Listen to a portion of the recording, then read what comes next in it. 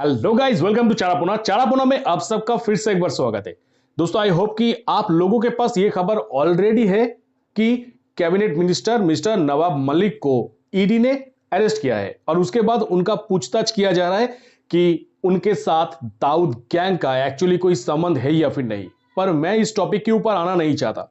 मैं डायरेक्टली आऊंगा इस टॉपिक के ऊपर कि मैं आज सुबह ही खबर में पढ़ रहा था कि नवाब मलिक को ईडी के तरफ से बार बार जो उनकी मनी लॉन्ड्रिंग केस के ऊपर क्वेश्चन किया जा रहा है, तो उस टाइम पे उन्होंने ईडी के सामने एक बार भी मुंह नहीं खोला। यानी उन्होंने कोई भी रिसोर्स के बारे में जो भी पूछा जा रहा है, किसी का उत्तर देना जरूरी उन्होंने नहीं समझा, और जिसके लिए उन्होंने ईडी को हेल्प नहीं किया है ये इन्वेस्टिगेशन के ऊपर। अब मेरा बात इस जगह पे है कि जब बहुत ही उनका मुंह खुल रहा था 3 जून 2021 को, जब उन्होंने मीडिया के सामने आके कहा था कि सुशांत सिंह राजपूत की केस को सामने रख के सिर्फ लोग यानी सुशांत के फैंस बॉलीवुड को बदनाम करने की कोशिश कर रहे हैं। यानी जब उनको इतना परवाह है कि लोग बॉलीवुड को कोशिश कर रहे हैं बदनाम करने के लिए, सुशांत सिंह राजपूत की केस को मुद्दा बना के उनके ही फैंस बॉलीवुड को बदनाम करने की कोशिश कर रहे हैं, बस इतना ही और कुछ नहीं।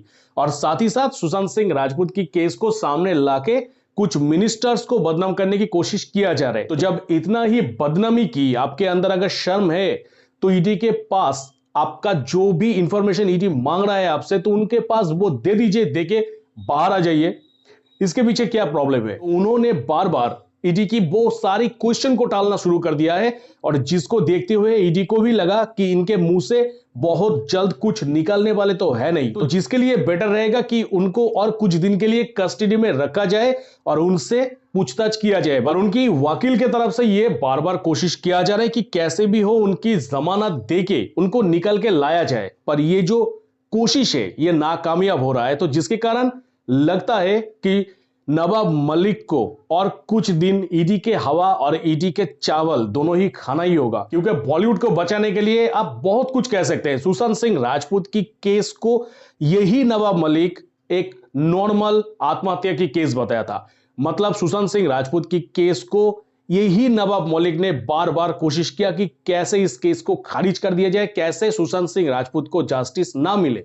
तो यह नवाब मलिक अब जब ईडी के हाथ पे लगा है, तो ईडी भी कोशिश कर रहा है कि उनके ऊपर जो भी मनी लॉन्ड्रिंग का केस लगा हुआ है, उस केस में उनके मुंह से टोटल जो सच है वो सुनने के लिए।